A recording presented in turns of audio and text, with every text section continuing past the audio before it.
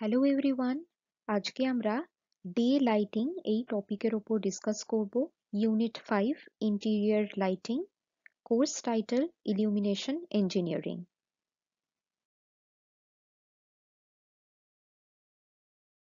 Intended learning objectives: after completion of the lecture video, a student will be able to define day lighting, explain sky luminance pattern, define daylight factor, enlist design considerations of windows for maximum lighting, mention application areas of daylight in interior lighting.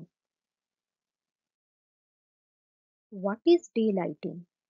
Daylighting is the practice of placing windows, skylights, other openings, and reflective surfaces so that the sunlight, which can be direct or indirect, can provide effective internal lighting. এক কথায় বলতে গেলে যতক্ষণ অব্দি day light বা সূর্যের আলো রয়েছে সেই লাইটটাকে যদি আমরা প্রপারলি ইউটিলাইজ করে ইন্টেরিয়র লাইটিং এ ইউজ করতে পারি, যাতে কিনা আমার এনার্জি সেভিং হয় এবং অন্যান্য যে সোর্স অফ আর্টিফিশিয়াল লাইট রয়েছে সেগুলোকে ইউজ না করে ডে লাইটকে আমরা এফেক্টিভলি ইউজ করে ইন্টারনাল লাইটিং করতে পারি, সেই ইউটিলাইজেশনটাকেই বলা হচ্ছে day lighting. Particular attention is to be given to daylighting while designing a building when the aim is to maximize the visual comfort or to reduce the energy use. Energy savings can be achieved from the reduced use of artificial electric lighting from passive solar heat or from passive solar heating. তো আমরা যদি solar heating এর মাধ্যমে কোনো ধরনের lighting কে use করি বা day light কে use করি, যাতে কিনা আমরা energy consumption by artificial illumination কে রিডিউস করতে পারি, সেটাকেই কিন্তু আমরা ডে লাইটিং বলছি। Artificial lighting energy use can be reduced by simply installing fewer electric lights where daylight is present, or by automatically dimming or switching off the electric lights in response to the presence of daylight, a process which is known as daylight harvesting.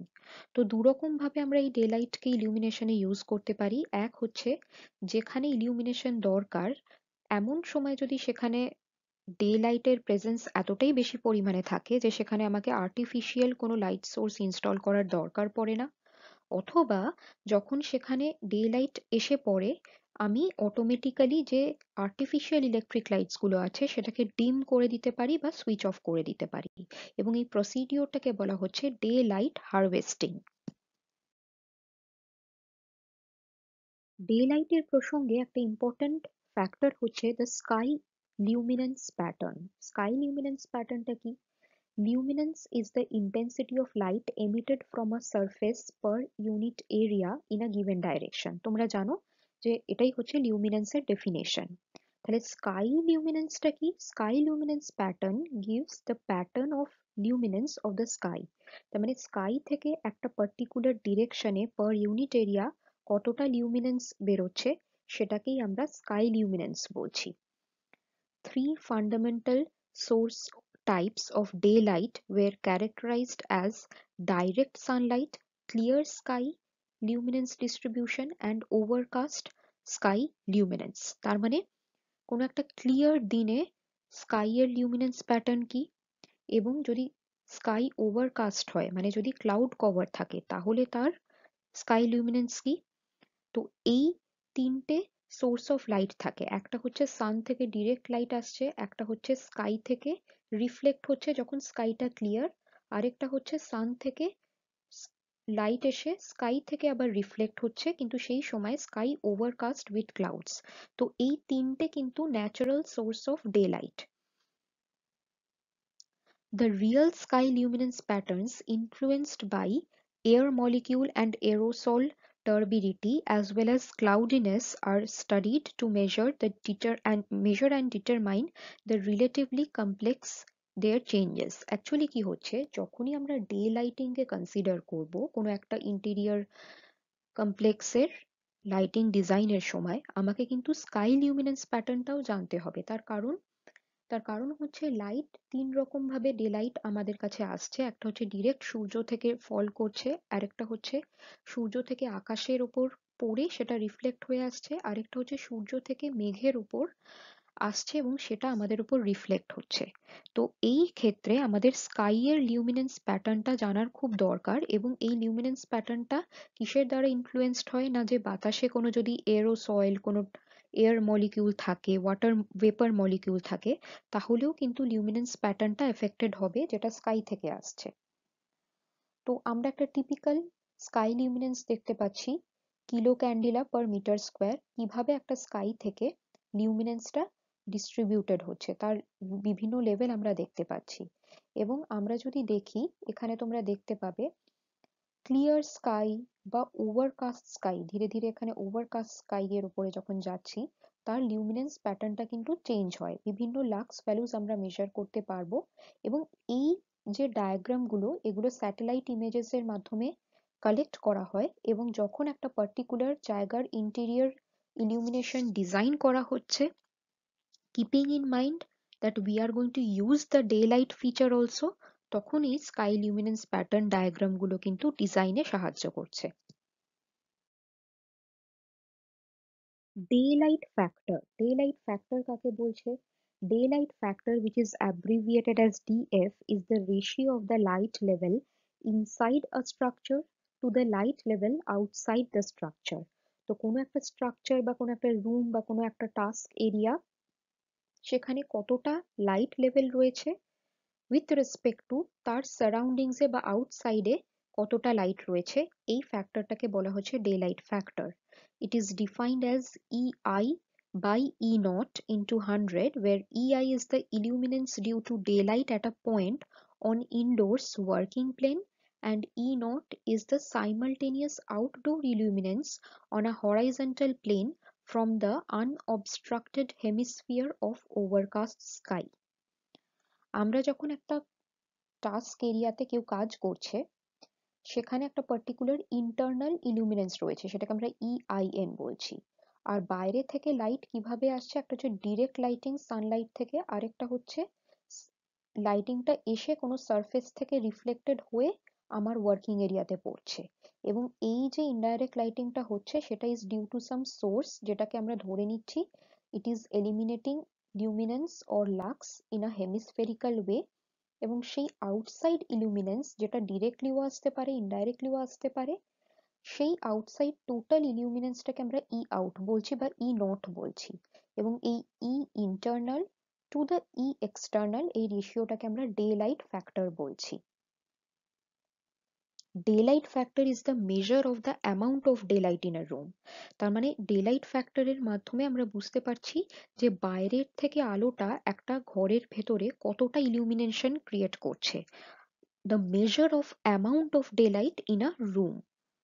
In other words, higher the daylight factor, more the amount of daylight in a room. তার মানে যত বেশি daylight factor হবে, আমরা বলতে পারবো যে তত বেশি আলো রুমটার মধ্যে আসছে ডেলাইট থেকে। এবং এগুলো হচ্ছে ইম্পর্টেন্ট কনসিডারেশনস while ডিজাইনিং। তার কারণ হচ্ছে যে যখন আমরা একটা জায়গায় ডিজাইন করছি, আমরা মাথায় রাখতে চাই যদি আমরা ডেলাইট ফ্যাক্টরটা হাই রাখি, মানে সেই জায়গাটা ডেলাইট ফ্যাক্টরটা হাই হয়, তাহলে সেই জায়গাটাতে আমি এফেক্টিভলি ডেলাইট ইউজ করে ইন্টারনাল বা ইন্টেরিয়র ডিজাইনটা করতে পারবো। Window design for maximum day lighting. বাড়ির উইন্ডোর ডিজাইন কিভাবে হবে যাতে কিনা ডে লাইটটাকে তুমি ম্যাক্সিমাম ভাবে হারভেস্ট করতে পারো, তার কিছু ইম্পর্টেন্ট পয়েন্ট আমরা দেখব। Daylighting is the controlled admission of natural light, direct sunlight, and diffused skylight into a building to reduce the electric lighting and saving energy, যেটা আমরা এতক্ষণে দেখলাম। A daylighting system is comprised not just of daylight apertures such as the skylights and windows, but it is also coupled with daylight responsive lighting control system.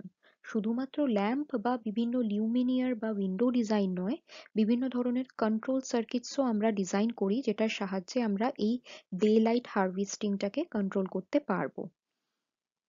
When there is adequate ambient lighting provided from daylight alone, This system has the capability to reduce electric lighting power. যদি একটা ঘরের ভেতরে প্রচন্ড amount off day light আসছে, তাহলে সেই জায়গাটাতে আমরা কনসিডার করতে পারি যে হ্যাঁ, এখানে আমরা ডে লাইটের অ্যাপ্লিকেশন করব এবং এখানে ইলেকট্রিক লাইটিং এর কনজাম্পশন কিন্তু কমবে। There must be a climate responsive window to wall area ratio. একটা ঘরের মধ্যে টোটাল ওয়ালের এরিয়া কত এবং তার মধ্যে কতটা এরিয়া জুড়ে আমি একটা উইন্ডোকে রাখবো, সেটা শুড বি ক্লাইমেট রেসপন্সিভ। মানে গরমকালে তো এক রকমের উইন্ডো দিয়ে ডে লাইট আসবে, আবার শীতকালে আরেক রকমের আসবে। তো ডিজাইনটা আমাকে এমন ভাবে করতে হবে যে প্রত্যেকটা ক্লাইমেট বা প্রত্যেকটা সিজনেই কিন্তু আমি ডে লাইটিংকে ইউজ করে ইন্টেরিয়র ইলুমিনেশন করতে পারবো। The window area needs to be a careful balance between admission of daylight and thermal issues such as winter time heat loss and summertime heat gain. তো এই window ডিজাইনটা আমাকে এমন ভাবে করতে হবে যে ইলিউমিনেশন পারপাসে যে ডেলাইটটা রয়েছে সেটা তো আসছে, কিন্তু তার সাথে সাথে যেন সামার টাইমে রুমটার ওভার হিটিং না হয়ে যায় বা উইন্টার টাইমের ওভার হিট লস না হয়ে যায়। তো এই হচ্ছে ইম্পর্টেন্ট ক্রাইটেরিয়া যেটা আমাকে মাথায় রাখতে হবে during window design when we are trying to harvest daylight. Solar shading devices are often employed, particularly on the view windows, to minimize the amount of direct sun that enters the space and to reduce glare. These are typically called overhangs. আমরা দেখি এটা কি বলতে চাইছে।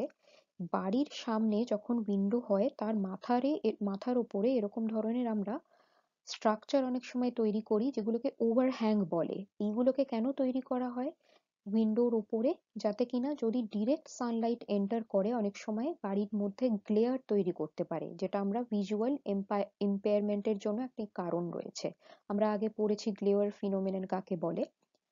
তো সেই shadow বা shade যেটা উইন্ডোর উপরে তৈরি করা হচ্ছে, যেটাকে টেকনিক্যালি আমরা ওভারহ্যাং বলছি, এই ওভারহ্যাং এর সাহায্যে আমরা গ্লেয়ার ফেনোমেননটাকে কিন্তু রিডিউস করতে পারি।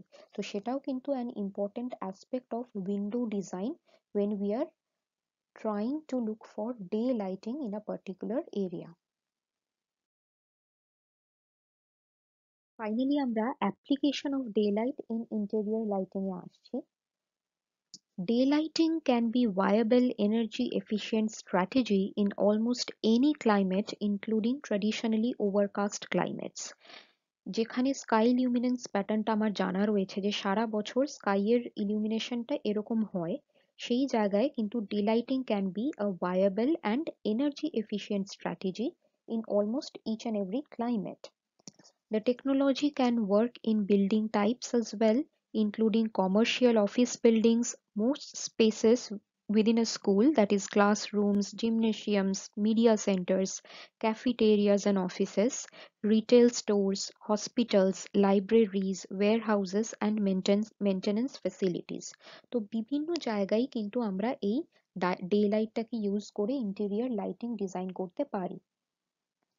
A viable option for most building types and locations, it is important to consider that the architectural response to daylighting differs by building type, climate, and glare tolerability.